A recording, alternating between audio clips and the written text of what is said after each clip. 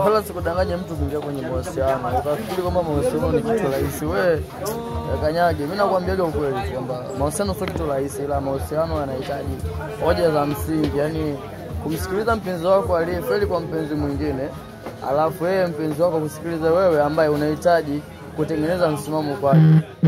I say kuna kitu kinaweza kuwa kinawasumbua hapo katikati, na kama usipokuwa makini nafikiria mahusiano yanaweza kufika mbali, sababu mahusiano ya bongo sana target.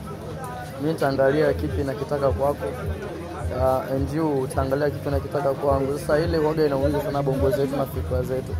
Basi unakuta watoto wa kiume wameshakimbilia kwa wazazi wao kabisa, ambao ni kama kimbilio lao muhimu, ukiachana na masuala mengine na vitu vingine.